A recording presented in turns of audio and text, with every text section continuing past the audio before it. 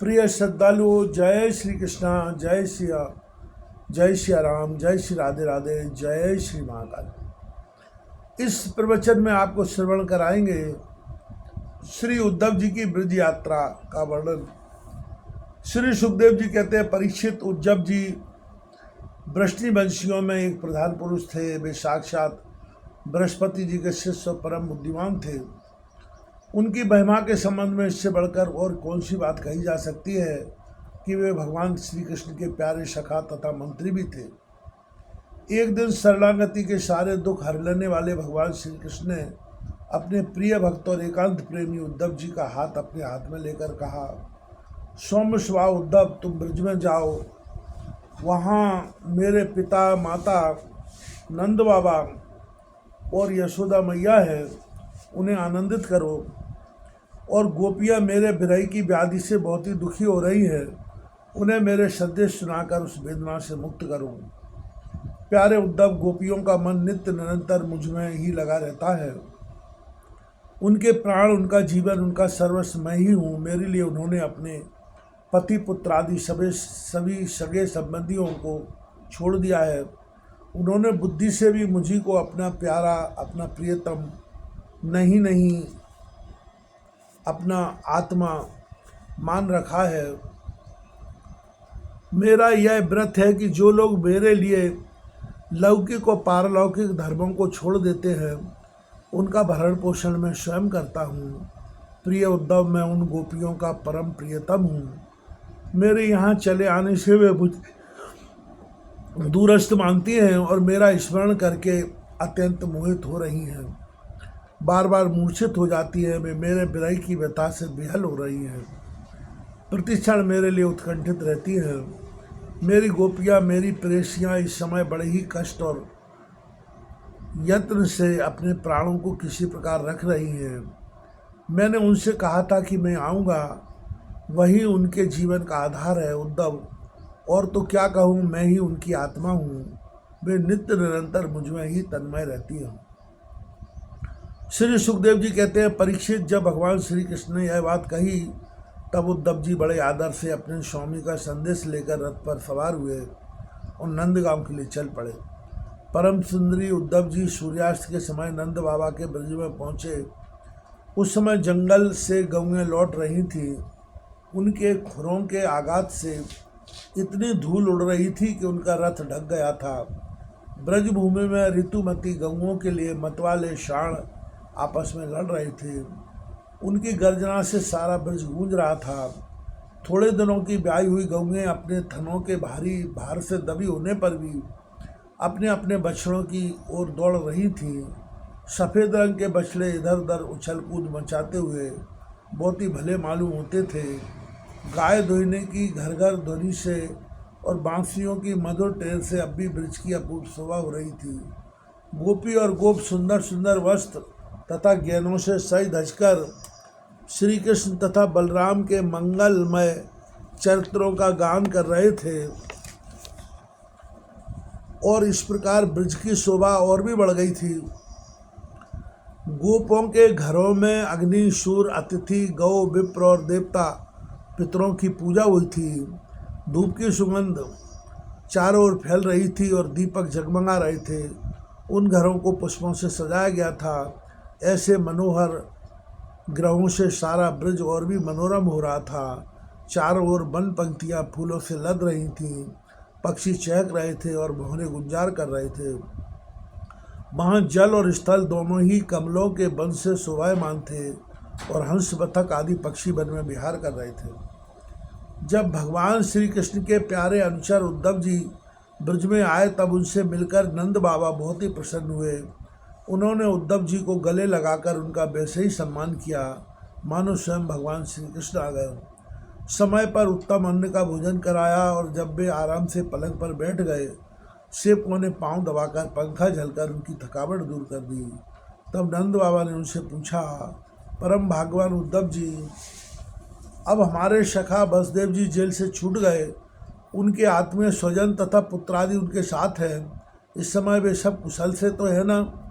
यह बड़े सौभाग्य की बात है कि अपने पापों के फलस्वरूप पापी कंस अपने अनुयायियों के साथ मारा गया क्योंकि स्वभाव से ही धार्मिक परम साधु यदुवंशियों से वह सदा द्वेष करता था। अच्छा उद्धव जी, श्री कृष्ण कभी हम लोगों को याद भी करते हैं। यह उनकी माँ हैं, स्वजन संबंधी है, सखा हैं, गोप हैं। उन्हीं को अपनी स्वामी और सर्वस्व मानने वाला यह ब्रज है। उन्हीं की गौएं वृंदावन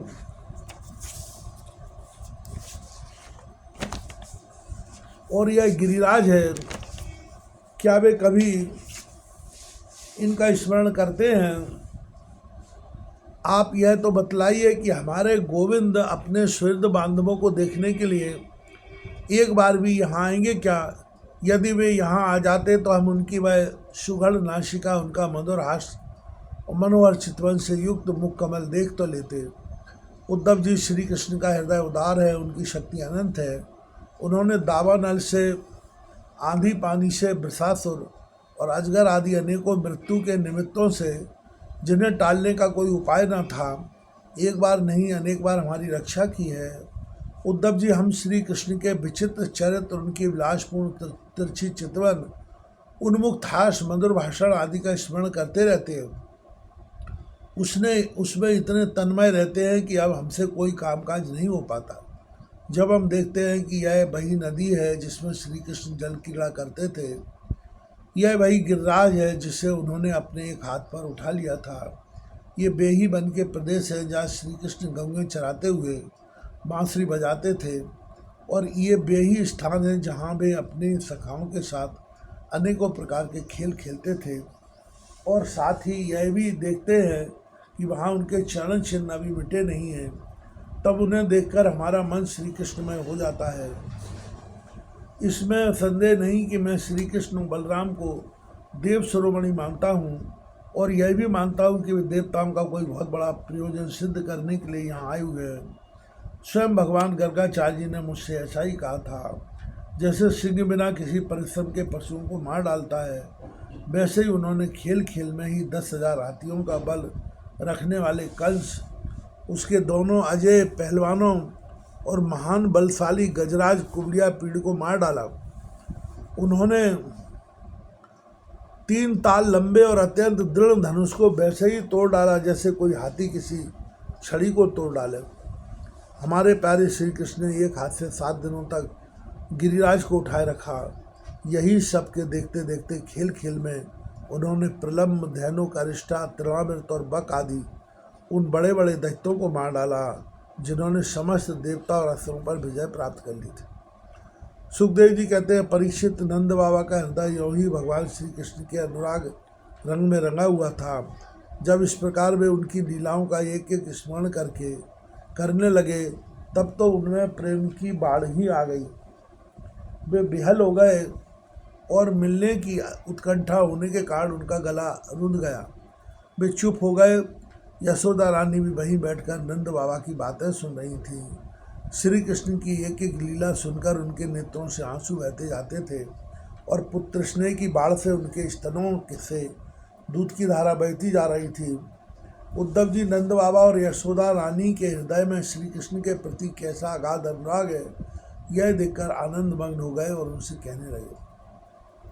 उद्धव जी ने कहा, हे मानद, इसमें संदेह नहीं कि आप दोनों समस्त शरीरधारियों में अत्यंत भाग्यवान हैं, सराहना करने योग्य हैं, क्योंकि जो सारे चराचर जगत के बनाने वाले और उसे ज्ञान देने वाले नारायण हैं, उनके प्रति आपके हृदय में ऐसा वात्सल्य, स्नेह, पुत्र भाव है। बलराम श्री कृष्ण पुराण पुरुष हैं, वे सारे संसार के उपादान कारण और निमित्त कारण भी है। भगवान श्री कृष्ण पुरुष हैं तो बलराम प्रधान प्रकृति, ये ही दोनों समस्त शरीरों में प्रविष्ट होकर उन्हें जीवन दान देते हैं, और उनमें उनसे अत्यंत विलक्षण जो ज्ञान स्वरूप जीव है उसका नियमन करते हैं। जो जीव मृत्यु के समय अपने शुद्ध मन को एक क्षण के लिए भी उनमें लगा देता है, वह समस्त कर्म वासनाओं को धो आता है और शीघ्र सूर्य के समान तेजस्वी तथा ब्रह्ममय होकर परम गति को प्राप्त होता है।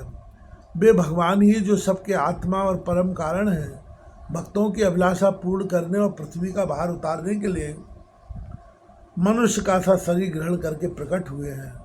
उनके प्रति आप दोनों का ऐसा सुदृढ़ वात्सल्य भाव है फिर महात्माओं, आप दोनों के लिए अब कौन सा शुभ कार्य करना शेष रह जाता है। भक्तवत्सल यदुवंश शिरोमणि भगवान श्री कृष्ण थोड़े ही दिनों में ब्रज में आएंगे और आप दोनों को अपने माँ बाप को आनंदित करेंगे। जिस समय उन्होंने समस्त यदुवंशियों के द्रोही कंस को रंगभूमि में मार डाला और आपके पास आकर कहा कि मैं ब्रज में आऊँगा, उस कथन को सत्य करेंगे। नंद बाबा और माता यशोदा जी, आप दोनों परम भाग्यशाली हैं, खेद न करें। आप श्री कृष्ण को अपने पास ही देखेंगे, क्योंकि जैसे काष्ठ में अग्नि सदा ही व्यापक रूप से रहती है, वैसे ही वे समस्त प्राणियों के हृदय में सर्वथा विराजमान रहते हैं। एक शरीर के प्रति अभिमान न होने के कारण ना तो कोई उनका प्रिय है और ना तो कोई अप्रिय है।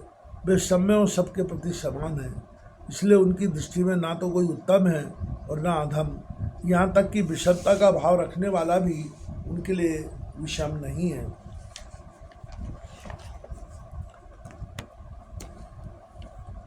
ना तो उनकी कोई माता है, न पिता, न पत्नी है और न पुत्र आदि, न अपना है और न पराया, न देह है और न ही जन्म है। इस लोक में उनका कोई कर्म नहीं है, फिर भी वे साधुओं के परित्राण के लिए, लीला करने के लिए देवादि, सात्विक, मत्स्यादि, तामस एवं मनुष्यादि मिश्र योनियों में शरीर धारण करते हैं। भगवान अजन्मा है, उनमें प्राकृतिक, सत्वरज आदि में से एक भी गुण नहीं है। इस प्रकार इन गुणों से अतीत होने पर भी लीला के लिए खेल खेल में वे सत्वरज और तम, इन तीन गुणों को स्वीकार कर लेते हैं और उनके द्वारा जगत की रचना, पालन और संहार करते हैं। जब बच्चे घुमरी परेता खेलने लगते हैं या मनुष्य बेग से चक्कर लगाने लगते हैं, तब उन्हें सारी पृथ्वी घूमती हुई जान पड़ती है। वैसे ही वास्तव में सब कुछ करने वाला चित्त ही है, परंतु उस चित्त में अहम बुद्धि हो जाने के कारण भ्रमवश उसे आत्मा अपना में समझ लेने के कारण जीव अपने को कर्ता समझने लगता है। भगवान श्री कृष्ण केवल आप दोनों के ही पुत्र नहीं हैं, वे समस्त प्राणियों की आत्मा, पुत्र, पिता, माता और स्वामी भी हैं। बाबा, जो कुछ देखा या सुना जाता है वह चाहे भूत से संबंध रखता हो, वर्तमान से अथवा भविष्य, स्थावर हो या जंगम हो, महान हो अथवा अल्प हो, ऐसी कोई वस्तु ही नहीं है जो भगवान श्री कृष्ण से पृथक हो। बाबा श्री कृष्ण के अतिरिक्त ऐसी कोई वस्तु नहीं है जिससे वस्तु कह सके। वास्तव में सब वे ही है, वे ही परमार्थ सत्य है। परीक्षित, भगवान श्री कृष्ण के सखा उद्धव और नंद बाबा इसी प्रकार आपस में बात करते रहे और वह रात बीत गई। कुछ रात शेष रहने पर गोपियाँ उठी। दीपक जलाकर उन्होंने घर की देहलियों पर वास्तु दोष का पूजन किया, अपने घरों को झाड़ बुहार कर साफ किया और फिर दही मथने लगी। गोपियों की कलाइयों में कंगन शोभायमान हो रहे थे। रस्सी खींचते समय वे बहुत भली मालूम हो रही थी। उनके नितंब स्तन और गले के हार हिल रहे थे। कानों के कुंडल हिल हिलकर उनके कुमकुम मंडित कपोलों की लालिमा बढ़ा रहे थे। उनके आभूषणों की मणियाँ दीपक की ज्योति से और भी जगमगा रही थी और इस प्रकार वे अत्यंत शोभा से संपन्न होकर दही मथ रही थी। उस समय गोपियाँ कमल नयन भगवान श्री कृष्ण के मंगलमय चरित्रों का गान कर रही थी। उनका वह संगीत दही मथने की ध्वनि से मिलकर और भी अद्भुत हो गया था तथा स्वर्गलोक तक जा पहुंचा, जिसकी स्वर लहरी सब ओर फैलकर दिशाओं का असमंजस मिटा देती है। जब भगवान भुवन भास्कर का उदय हुआ तब ब्रजांगनाओं ने देखा कि नंद बाबा के दरवाजे पर एक सोने का रथ खड़ा है। वे दूसरे से पूछने लगी, यह किसका रथ है? किसी गोपी ने कहा, कंस का प्रयोजन सिद्ध करने वाला क्रूर ही तो फिर नहीं आ गया है, जो कमल नयन प्यारे श्याम सुंदर को यहाँ से मथुरा ले गया था। किसी दोषी गोपी ने कहा कि क्या अब वह हमें ले जाकर अपने मरे हुए स्वामी कंस का पिंडदान करेगा? अब यहाँ उसके आने का और क्या प्रयोजन हो सकता है? ब्रजवासिनी स्त्रियाँ इस प्रकार आपस में बातचीत कर रही थीं कि उसी समय नित्य कर्म से निवृत्त होकर उद्धव जी आ पहुँचे।